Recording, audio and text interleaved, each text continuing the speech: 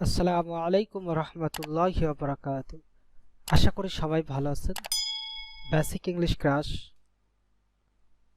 English spoken ক্লাসের আমরা দেখতে দেখতে অনেকগুলো ক্লাস শেষ করেছি। আজকে নতুন একটি ক্লাস নিয়ে আমি আপনাদের সামনে হাজির। আশা করি আপনারা ক্লাসগুলো খুব মনোযোগ সহকারে দেখছেন এবং এই ক্লাসের মাধ্যমে আপনাদের যে বেসিক সমস্যা ছিল, ইনশাল্লাহ বেসিক সমস্যা সমাধান হবে। আজকে আমরা ক্লাস নাম্বার দেখব 10 নাম্বার এবং আজকের ক্লাস খুবই গুরুত্বপূর্ণ। ওয়ার্ডগুলো ছোট ছোট, ওয়ার্ডগুলো খুব সিম্পল, কিন্তু আমরা অনেক ক্ষেত্রে এই ওয়ার্ডগুলো ব্যবহার করি, কিন্তু আমরা বুঝতে পারি না আসলে এটা কখন কিভাবে ব্যবহার করব। সো অবশ্যই আপনারা ক্লাসগুলো খুব গুরুত্বপূর্ণভাবে দেখবেন। আরেকটি কথা বলে, অবশ্যই আপনারা ইংলিশ স্পোকেন শিখতে এটা প্রিপোজিশন, এটা নাউন, এটা টেন্স, এটা পার্টস অফ স্পিচ, এগুলো কোনো সময় চিন্তা করবেন না। আপনি কতটুকু ইংরেজিতে কথা বলতে পারছেন এটাই মুখ্য বিষয়, এটাই মূল কথা, যে আপনি কতটুকু আপনার পার্টনারকে বোঝাতে পারছেন এবং আপনি কতটুকু পার্টনার থেকে বুঝতে পারছেন, এটাই হলো ইংলিশ স্পোকেনের মূল বিষয়টা। সো আমি আজকের ক্লাসে আপনাদের দেখাবো ঠিক তদ্রূপ প্রিপোজিশন। অবশ্যই প্রিপোজিশন আপনারা এটা মনে করে আপনারা ইংলিশ প্র্যাকটিস করবেন না, আপনারা প্র্যাকটিস করবেন এটা আসলে কি বোঝাচ্ছে এবং এই ওয়ার্ডের অর্থটা কি, জাস্ট এতটুকুই আপনারা প্র্যাকটিস করবেন। এবং আজকের ক্লাসের যেটা আজকে করা দেখানো হচ্ছে, আপনারা এটা বারবার খাতায় লিখবেন এবং মুখে বারবার বলার চেষ্টা করবেন, কিন্তু আপনারা এটা নিয়ে ফুল বাক্য তৈরি করার দরকার নেই। এখানে যতগুলো ওয়ার্ড আছে, প্রিপোজিশন আছে, আপনি ততগুলো বারবার প্র্যাকটিস করুন আর বারবার এই একই জিনিস আপনি মুখে উচ্চারিত করেন। আপনি যখনই একটা বা দুটা বা তিনটা ওয়ার্ড দিয়ে আপনি বাক্য তৈরি করতে যাবেন, আপনি দুটা বা তিনটা পারবেন, কিন্তু পরবর্তীতে এই প্রিপোজিশন দিয়ে আপনি আর নতুন কোনো বাক্য তৈরি করতে পারবেন না। তখনই আপনার আর ইচ্ছা থাকবে না যে আমি এটা প্র্যাকটিস করব। সো আমি আশা করি আমি যেভাবে দেখাবো প্র্যাকটিস করার ধরন এবং ক্লাস করানো, আপনারা অবশ্যই সবাই এইভাবে করে প্র্যাকটিস করবেন এবং খুবই আনন্দের সহিত আপনারা প্র্যাকটিস করবেন এবং খুব আনন্দের সহিত আপনারা ক্লাসগুলো দেখতে থাকবেন এবং ক্লাসগুলো শেষ করবেন। আমি আশা করি আপনার যে ফাউন্ডেশন বেসিক ইংলিশে দুর্বল ছিল, এটা ইনশাল্লাহ day by day, step by step আপনার ওই বেসিকটা কাটিয়ে উঠবেন এবং আমি আশা করি আপনি ফ্লুয়েন্টলি ভাবে ইংলিশে কথা বলতে পারবেন।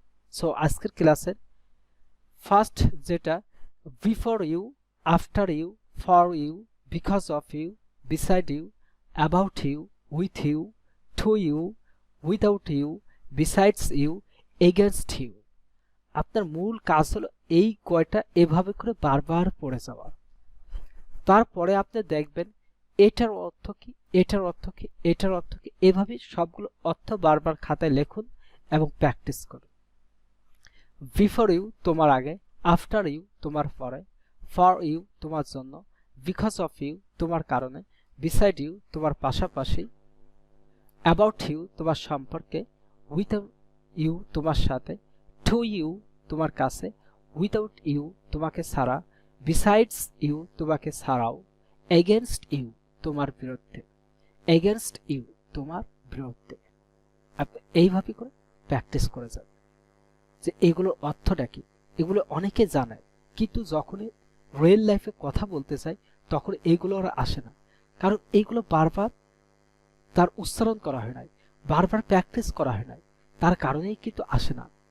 সো আমি আজকে একটা কথাই জোর দিয়ে বলবো, অবশ্যই আপনারা এই সিম্পল জিনিস এবং খুব সহজ জিনিস বারবার প্র্যাকটিস করুন এবং এটা খুব দ্রুত বলার চেষ্টা করুন। সো নেক্সট যেটা আছে, এই প্রিপোজিশনের পরে কোনো ভার্ব বসলে সেটা ভার্বের আইএনজি যুক্ত হবে। যখনই কোনো ভার্ব বসবে তখন আইএনজি যুক্ত করবে। যেমন বিফোর ইটিং খাওয়ার পরে, আফটার ইটিং খাওয়ার পরে, ফর ইটিং খাওয়ার জন্য, বিকজ অফ ইটিং খাওয়ার কারণে, বিসাইড ইটিং খাওয়ার পাশাপাশি, অ্যাবাউট ইটিং খাওয়ার সম্পর্কে, উইথ ইটিং খাওয়ার সাথে, টু ইটিং খাওয়ার কাছে, উইদাউট ইটিং খাওয়া ছাড়া, বিসাইডস ইটিং খাওয়া ছাড়াও, এগেনস্ট ইটিং খাওয়ার বিরুদ্ধে। এইভাবে করে প্র্যাকটিস করবেন এবং খাতায় লিখবেন। এটা ভালোভাবে প্র্যাকটিস করবেন। আপনার আদারওয়াইজ আর কোনো কিছুতে প্র্যাকটিস করবেন যতক্ষণ না আপনার এইগুলো হবে। যখনই আপনার এইগুলো আপনি রপ্ত করতে পারছেন এবং ভালো মতো প্র্যাকটিস করতে পারছেন, তখনই আপনি অন্যান্য ভার্ব এবং সাবজেক্ট অবজেক্ট অ্যাড করে আপনি প্র্যাকটিস করবেন। আপনার ফুলি বাক্য তৈরি করার প্রয়োজন নাই, কারণ আপনি এইগুলোই জানেন না, আপনার এইগুলোই মুখে আসে না, তাহলে আপনি ফুল বাক্য কি করবেন? সো আমি আশা করি আপনারা যেভাবে আমি দেখাচ্ছি সেভাবেই প্র্যাকটিস করবেন। সো তার পরবর্তীতে আপনাদের এইগুলো হয়ে গেলে আপনারা এই প্র্যাকটিস সেশনে আসবেন এবং প্র্যাকটিস কিভাবে করতে হবে সেটা এখানে উল্লেখ করা আছে। সো যখন বিফোর ইউ তোমার আগে, বিফোর মি আমার আগে, আফটার আস আমাদের পরে, এরপরে আপনি এই সাবজেক্টের অবজেক্টের জায়গায় আপনি me, us, you, her, him, them, মোবাইলের পরে, কারের সামনে, এইভাবে করে প্র্যাকটিস করুন এবং এখানে আপনি ভার্ব চেঞ্জ করে প্র্যাকটিস করুন। বিফোর গোয়িং যাওয়ার আগে, আফটার কামিং আসার পরে, ফর বাইং কেনার জন্য, বিকজ অফ সেলিং কেনার কারণে, বিসাইড রিডিং পড়ার পাশাপাশি, এইভাবে করে আপনি চেঞ্জ করে প্র্যাকটিস করুন। খুব দ্রুত এবং খুব ফ্লুয়েন্টলি প্র্যাকটিস করার চেষ্টা করুন। খুব সহজ, তার জন্য আপনি কম প্র্যাকটিস করবেন, এটা সবচেয়ে বড় বোকামো। সো আমি আশা করি আপনারা সহজ মনে করে কোনো কিছু ছেড়ে দেবেন না। এটাই সবচেয়ে বড় ভুল আমাদের। আমরা এটা সহজ ওইটা সহজ, তার কারণে আমরা অনেক সহজ জিনিস ছেড়ে দিই, তার পরবর্তীতে যে আমরা আর কোনো ইংরেজিতে কথা বলতে পারি না।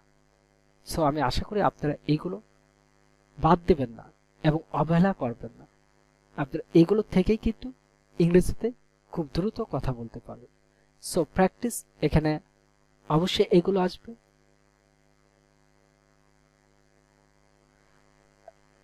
বিসাইড ইটিং, বিসাইড প্লেইং, খেলা ছাড়াও, এইভাবে করে আপনারা প্র্যাকটিস করেন।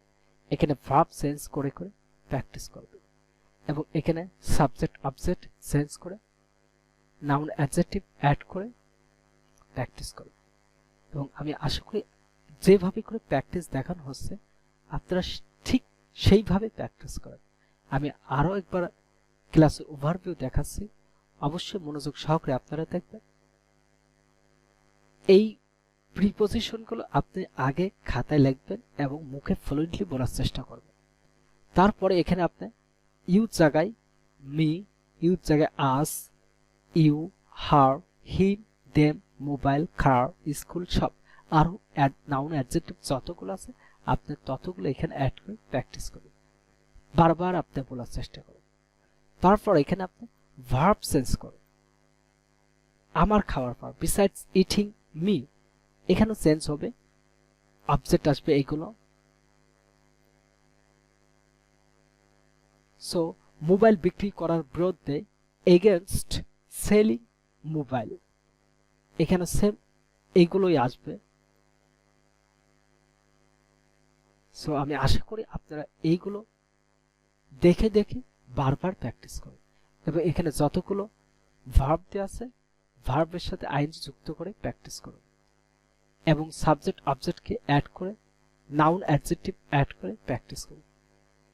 সো আজকের ক্লাস বেসিক ইংলিশ স্পোকেন ক্লাসের এই পর্যন্তই শেষ করা হলো এবং অবশ্যই আপনারা বিগত ক্লাসগুলো দেখার পরে আজকের ক্লাস শুরু করবেন, কারণ basic English class English spoken ক্লাসের ধারাবাহিকতা খুব সহজ থেকে অ্যাডভান্স পর্যায়ে নিয়ে যাচ্ছে এবং আপনারা বেসিক যখনই পারবেন তখন অ্যাডভান্সগুলো খুব সহজেই শেষ করতে পারবেন এবং ইংরেজিতে কথা বলতে পারবেন। সো আমি আশা করি আপনারা এগুলো খুব ভালোভাবে প্র্যাকটিস করছেন এবং আপনাদের কোনো সমস্যা যদি হয় অবশ্যই আপনারা কমেন্টে জানাবেন। এবং আমাদের গ্রুপ আছে বেসিক ইংলিশ ক্রাশ এবং পেজ আছে Facebook basic English crash page এবং আমার হোয়াটসঅ্যাপ নাম্বার আছে। অবশ্যই আপনাদের কোনো সমস্যা হলে আমাকে জানাবেন, আমি চেষ্টা করব আপনাদেরকে সাহায্য করার। আজকের ক্লাস এই পর্যন্ত। সবাই ভালো থাকবেন, সুস্থ থাকবেন। আল্লাহ হাফেজ।